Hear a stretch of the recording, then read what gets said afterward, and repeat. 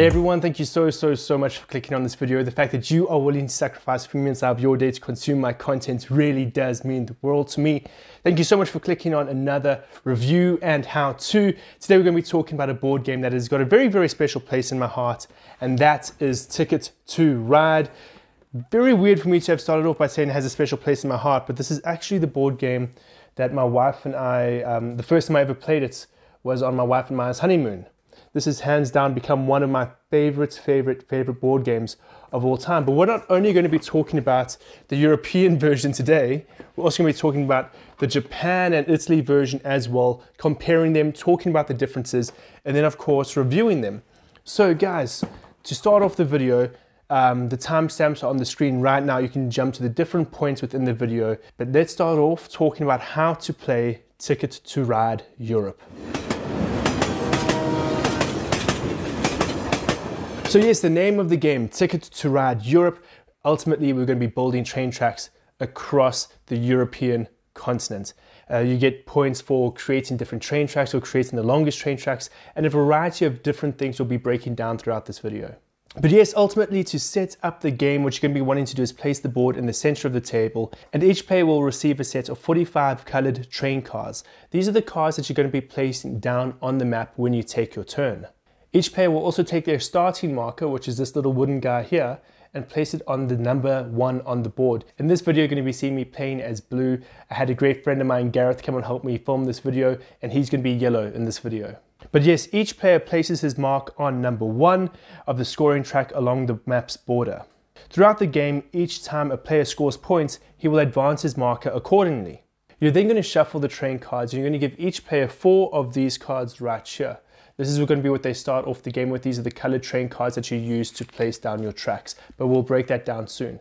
Ultimately, at the beginning of every game, you just want to give each player 4 cards, then take the rest of the deck and place it down on the side of the board. Place the remaining deck of train cards near the board, then turn the top 5 cards from the deck face up and lay them down one next to one another.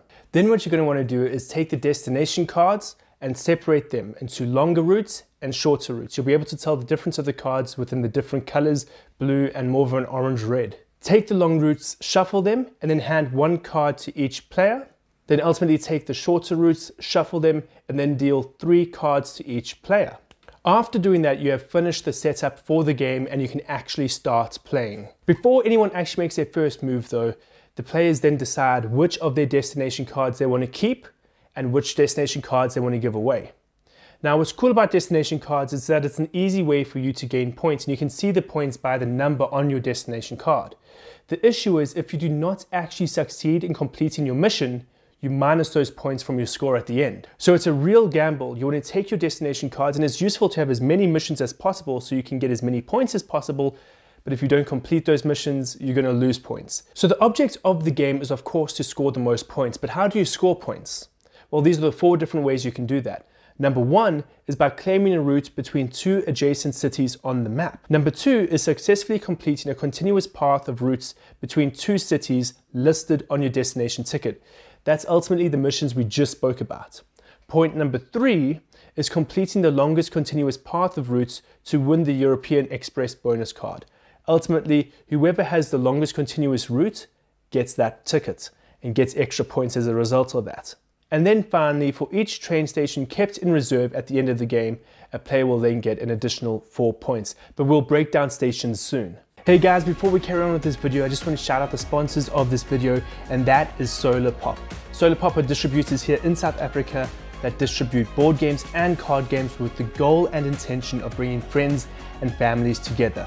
Just a few of the board games I've played through my interactions with them include Dungeons and Dragons, Pandemic, Ticket to Ride, and then also, not to be forgotten, Taco Cat Goat Cheese Pizza, which honestly, don't knock it till you try it. I love that game so much. In fact, I think I got so invested and so passionate in that game, I genuinely think I traumatized my dog with how loud I got. But guys, if you are at all interested in other board games or card games like this, then definitely check out SolarPop. Their details are in the description down below. So this is how you actually start playing the game. Once everyone is sit down, everyone's in a circle, you ask yourself the question, who has been to the most European countries? Whoever has been to the most European countries then actually starts the game. And so we start off with the player's turn. When a player's turn is taking place, they can make one of the following 4 decisions. They can draw a train card, claim a route, draw destination tickets, or build a train station. If the player wants to draw a card, he can select 2 train cards. If he wants to claim a route, the player then has to claim the route by handing in the exact same number of cards that are present on the board. Specific colors match up with specific railroads. So what is the point of a train car card? That's a tongue twister right there. But a train car card exists so that the player actually has a currency to pay for the different train tracks that they're going to be building. So across the board, you'll see railways that are different colors. Those colors actually represent what color card you need to be paying with. So if you see, for example, a railway that is 3 sections long and is red, then you know you actually have to pay 3 red cards to claim that route. In total, there are 9 different colored cards. That is pink, white, blue, yellow, orange, black, red, green, and then finally, you get the locomotive, which is this card right here. And if you can get your hands on a bunch of these, you are set for the rest of the game. Ultimately, these act as any color you wish. Ferries are special grey routes linking 2 adjacent cities across a body of water. In order to claim a ferry route, you actually have to use these locomotive cards. And you'll be able to see on the map just how many locomotive cards you require by looking at the little locomotive logos on that track. So for example, if you see only 1 locomotive symbol, that means you only need to pay 1 card. But if you see 2, then unfortunately you're going to have to fork out 2 of these guys. You'll then have to continue paying for it the usual way by finding the correct number of same color cards to pay off the rest. Tunnels are a lot trickier and a lot more risky in my opinion. You can identify them from their unique track points. What makes these incredibly scary is it's almost a bit of a gamble. Ultimately, you look at the color of the track. For example, there might be one that's 3 black points, and you're going to have to end up paying a minimum of 3 black tiles, which is what we can expect, seeing as that's the rule for all of the different tracks across the board. But this is where it gets tricky. Ultimately, when you're building a tunnel, the top 3 cards that are upside down of the deck card for the colored trains, the top 3 cards from that deck are then flipped over. And for every same color card that is flipped over, you're going to have to pay an additional card. So for example, let's say my track again is 3 black tracks long. I will then flip over the top 3 cards, and if there is another black card within those flipped over cards, I'm then going to have to pay 4 instead of 3. And if there's 2 in those deck of cards, I'm going to have to pay 5. So it is incredibly useful to have an emergency card in your deck of a similar color that you're wanting to use, or even if you're willing to sacrifice a few locomotives. Train stations allow a player to use one and only one of an opposing member's train track. So what you can do is take one of your colored train cars and discard it. Then you take your station and you place it over that route you want to claim. This does become incredibly useful for you to complete your own missions, but it is worth remembering that for every station you use, you actually lose 4 points at the end of the game. The game ends when one of the players has 2 or less of his colored train tracks left.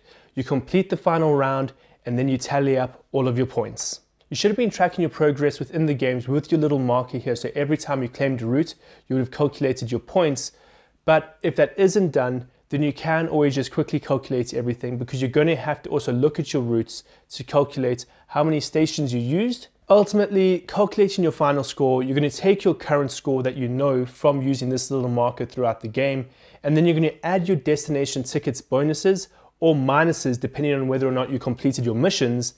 You're also then going to add 4 points for every single station that you didn't use. And if you are the person who has the longest track in the game, then you'll also be adding your European Express track bonus to that for an additional 10 points. At some point in this video, I might have said that you lose 4 points for every station you use. That's just bad English on my behalf. I do apologize. That's not how I should have worded it. You get plus 4 points for every station you don't use. In my mind, that's also technically you losing 4 points, because you don't necessarily gain anything. You've missed out on a potential 4 points, but you don't actually minus 4 points from the total. You just don't add those 4 points. I really hope I've made sense there. And ultimately, that's how you play Ticket to Ride Europe. Honestly, one of my favorite board games. But yes guys, that's Ticket to Ride Europe. Let's take a look at Ticket to Ride Japan and Italy to figure out what's the same, what's different, and which is my favorite one.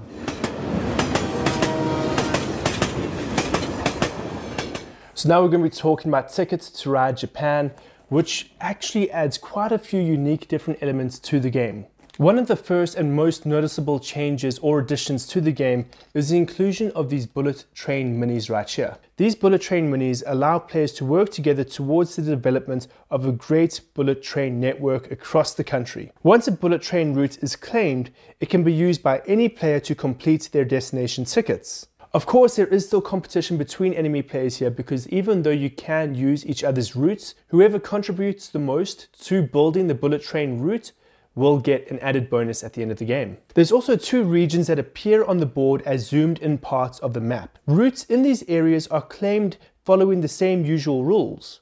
While these extra islands added to the Japan map may follow the same rules as the European version of the game, they definitely do add a new dynamic and really kind of tests your way of planning to navigate across the map in regards to building and completing your mission cards. I mentioned that those that contribute more to the bullet train end up getting a bigger bonus, and I'm going to break that down for you right now. At the end of the game, depending on the player count and their relative positions on the bullet train track, players win or lose points according to this chart. And then finally, I just have to add, for the Japanese version of the game, there is no longest route bonus. And so ultimately, those are the big changes when it comes to the Japanese version of the game. We have the addition of the bullet train, we have the addition of the 2 zoomed in regions, and then we have the removal of the longest train track bonus. So ultimately very similar to Europe, but it does have its own unique elements that really spice up and change the way you want to approach the game and your missions. And then the final add-on that we're going to be talking about in this video, Ticket to Ride Italy. In my opinion, of the 2 versions, that being Japan and Italy, Italy was definitely the harder version for me to understand the changes to and to really grasp. But the biggest change is actually the fact that the map is no longer horizontal, but vertical. 2 of the big changes that take place in this version though are the inclusion of ferry cards and then regions. So there are 17 named regions on the map. All cities are part of one of them, and you can identify these by their different coat of arms on the map. At the end of the game, each player counts the number of regions that they connected together and score points according to the following chart that's on screen now. In the Italy version, much like the Japanese version, there is actually no bonus given to the player who makes the longest route. This version of the game also introduces ferry cards. Now, all grayed out routes on the map are ferry cards. No player can have more than 2 ferry cards at any given point, and ferry cards are used to pay off the grey ferry routes. To claim a ferry route, players will have to look at the spaces with the wave symbol that require either locomotive cards or ferry cards. These ferry cards are incredibly valuable to the player. You can claim any route that has the wave symbol, whether it's 1 or 2 symbols, by using this 1 ferry card with the combination of colored train cards that you'll be using as well, much like any other route. So this card is actually more powerful than a locomotive card because you only need 1 of these, whereas if you see a ferry route that has 2 different wave symbols on it and you want to use locomotives instead, you'll have to use 2 locomotives rather than using just 1 of these ferry cards. And those are the big differences for the Italy version of Ticket to Ride. The inclusion of ferry routes, the inclusion of regions, and once again, the removal of the bonus points for the longest track. So what are my honest opinions on Ticket to Ride? As I've said, it's definitely one of my favorite board games of all time. And it's not without reason. While it is an incredibly simple game, it is very well thought out and very well optimized.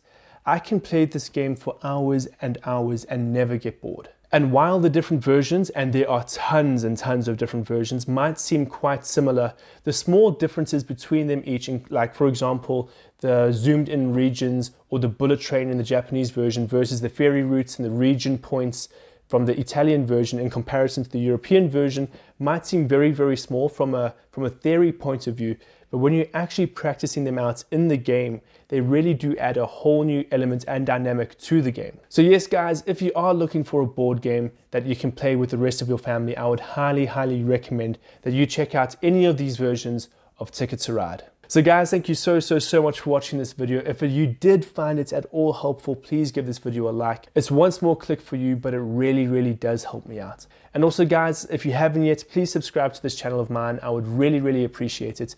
And I hope to see you guys in more videos just like this one.